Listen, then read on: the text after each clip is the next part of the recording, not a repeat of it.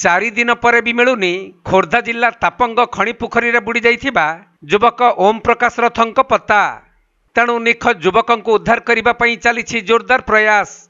एथिपाई आज राउरकेला एनआईटी रु आसी स्वतंत्र रोबोट आउ एनडीआरएफ ओड्राफ नाभाल टीम सह अग्निशम बाहिनी मध्य एही ऑपरेशन रे शामिल होइछंती।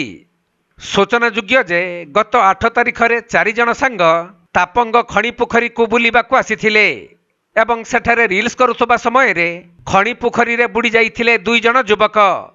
तेबे जन को उद्धार करा जाइथिबा बेले ओम प्रकाशंकर पत्ता मिली नथिला। पर एनडीआरएफ ओड्राफ नाभाल टीम सह अग्निशम बाहिनी ओम को खोजाखोजी करथिले मध्य तांकर कौनसी पत्ता मिली नथिला। तेणु आज सकाळे 8 जणिया एनआईटी रो स्वतंत्र रोबोट टीम घटनास्थल रे पहुंची पानी भितरे ओम प्रकाश को खोजाखोजी करुछंती। सेपटे तापंग खणी पोखरी रो गभीर 100 फुट रु अधिक रहितबा बेले आज दिन सारा एही ऑपरेशन जारी रहिछि।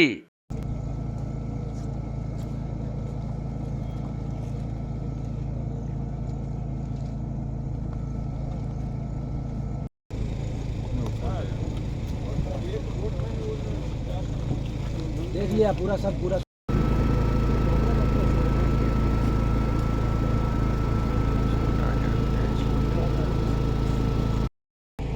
केते कैमरा केते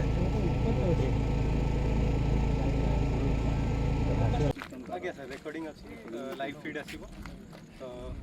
खोर्धा जिला प्रतिनिधि प्रशांत कुमार बेहरा रिपोर्ट कोणार्क लाइव।